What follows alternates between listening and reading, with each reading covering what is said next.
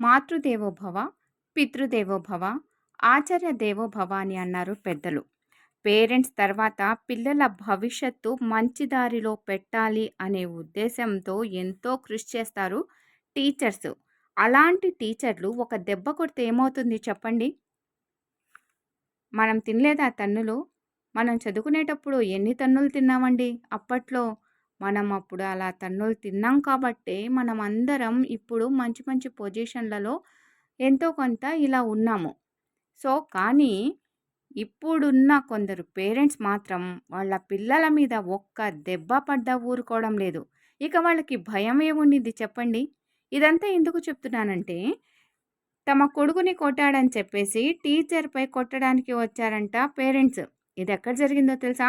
బీహార్‌లో గయా జిల్లాలో జరిగింది. 5వ తరగతి చదువుతున్న ఇద్దరు పిల్లలు కొట్టుకుంటుంటే, ఎందుకురా కొట్టుకుంటారు అని ఇద్దరిని ఆపి, ఇద్దరి చెంప మీద 2 దెబ్బలు కొట్టాడంట మాస్టారు. ఇక అంతే. అందులో ఒక కుర్రాడు ఇంటికెళ్ళి వాళ్ళ అమ్మ వాళ్ళని చెప్పాడు. ఇలా మాస్టారు నన్ను కొట్టారని. ఇక చూసుకోండి, మా అబ్బాయిని కొడతావా అంటూ కర్రలతో ఫ్యామిలీ దిగేశారు. కర్రలతో కొడుతూ, పిడిగుద్దులతో కొడుతూ ఆ టీచర్‌ని చితక బాదారంట. తర్వాత పోలీసులొచ్చి కేసు పెట్టేసి సరే అదంతా ఒక ఎత్తైతే, సో, ఇలా టీచర్‌పై చేయి చేసుకోవడం ఎంతవరకు కరెక్ట్ చెప్పండి? మీరు కూడా మీలో చాలామంది చదువుకొని ఉంటారు. చాలామంది టీచర్స్ ఉండి ఉంటారు.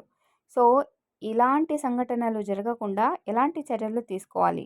అలాంటి పేరెంట్స్‌ని అవగాహన కల్పించాలా? అవేర్‌నెస్ సెంటర్స్ పెట్టి వాళ్ళని స్కూల్‌లో పిల్లల కన్నా పేరెంట్స్‌కి ఎక్కువగా క్లాసులు తీసుకోవాల్సొస్తుంది. అంతే గదా! కామెంట్